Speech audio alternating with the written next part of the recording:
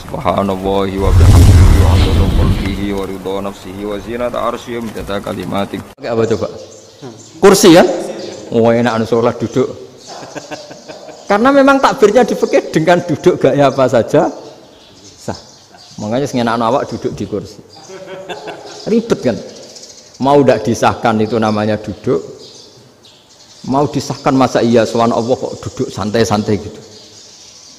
Tapi mau apa? Ini fikih. Biasa orang lagi ini fikih. Fikih itu ya sudah ini fikih.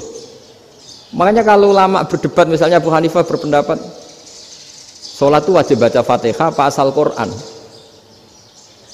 Dalam mainstreamnya ya Fatihah karena la sholata liman lam yaqra bi Fatihatil kitab. Tapi cara Abu Hanifah enggak.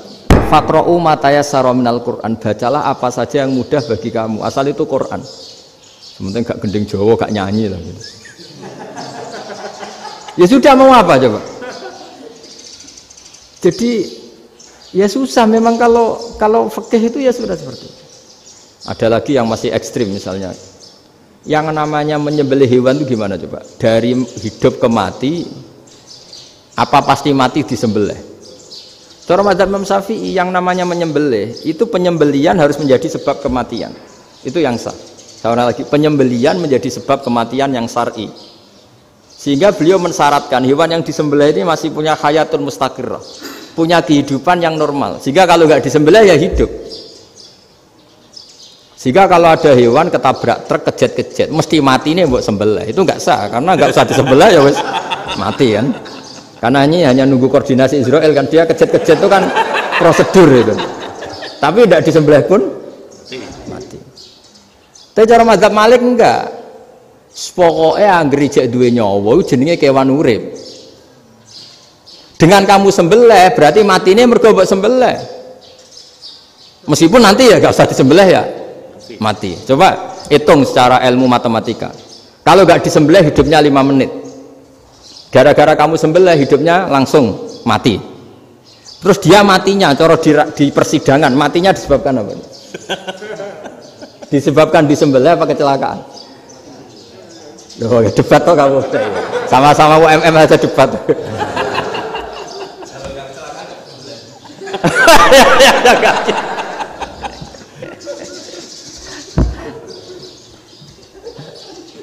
Loh, saya pernah ngalami nyata itu. Saya jalan-jalan sama anak saya pakai motor. Sampai di jalan raya gitu ada ayam jago ketabrak mobil, kejet-kejet. Orangnya tanya, "Gus, ini halal tau ora?" "Wis kanggo kon halal lah." Suatu saat dia nggak terima kan, tanya, "Kenapa Gus?" "Ya nak kiai ra pantes, mosok kewan mesti mati nek tak sembelih, nak ra kiai pantes." Karena aku tahu kamu tuh gak kiai, mesti motifnya itu mergo jago, jajal cilik gak tak kokno. Ada kan ayam itu bayi kan gak ditanyakan.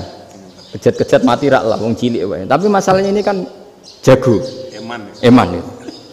Tapi secara fikih pertanyaannya tadi, hewan yang sudah tidak punya hayatun mustaqirrah, dia hanya punya al-hayat al-ittiroriyah, dia punya harokah ittiroriyah. Dia mati kejet-kejet memang prosedur mati harus seperti itu. Mbok kecelakaan kayak apa, kalau mati kan kejet-kejet dulu. Nah ketika kejet-kejet ini pertanyaannya ini kan hidup apa mati namanya? Enggak, namanya hidup apa mati? Pas kejet-kejet itu hidup. Cara Imam Malik itu hidup. Ya sudah, kalau hidup disembelih ya halal. Karena misalnya nanti kalau nggak disembelih matinya kan 2 menit lagi. Gara-gara disembelih mati sekarang. Tetap penyebab kematian itu nyembelih. Penyembelian ini sebab kematian. Tapi kalau Imam Syafi'i enggak, cara berpikir wes nemen, paling roh besok kaget langsung mati. Kalau gitu berarti kamu nyembelih barang mati. Jadi fikih itu kadang unik. Makanya ketika ngitung fikih itu unik ya. Orang keluar mani wajib apa? Mandi kan. Terus Imam Syafi'i ditanya, kenapa kalau orang kelahiran juga harus mandi? Namanya nifas. Fa innal walada waliyun munakidun. Ya, anak ya mani yang menggumpal. Bedanya apa anak dengan mani itu? Jadi fikih itu kadang lucu. Di rumah-rumah tenan juga lucu. Keluar mani wajib mandi. Berarti kalau keluar anak ya wajib mandi karena hakikatnya anak adalah mani yang mengkristal. Terus usia sudah di dosen macam-macam itu kan hakikatnya mani. Itu fikih. Nah terus ditanya, kenapa kalau lahir langsung mati tidak wajib disolati? Ya jawabannya Mas Syafi'i lucu. Di mana-mana sholat tuh nyolati mayit. Yang namanya mayit itu pernah hidup terus mati. Kalau itu ndak mayit ya sudah. Jadi kedah. Nah iya kan disebut sholat mayit. Yang namanya mayit itu apa? Pernah hidup. Pernah hidup. Nah ini kan ndak pernah hidup.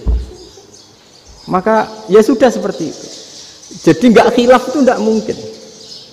Nah kalau qit'atul lahmin, kalau hanya potongan daging, mungkin wah itu tidak manusia karena qit'atul lahmin. Sekarang pertanyaannya, kalau sudah berbentuk manusia meskipun tidak pernah hidup, nah ini mulai perdebatan karena melihat tidak pernah hidup itu nggak memenuhi syarat, tapi melihat ini sudah suratu adamiyin, bentuknya sudah.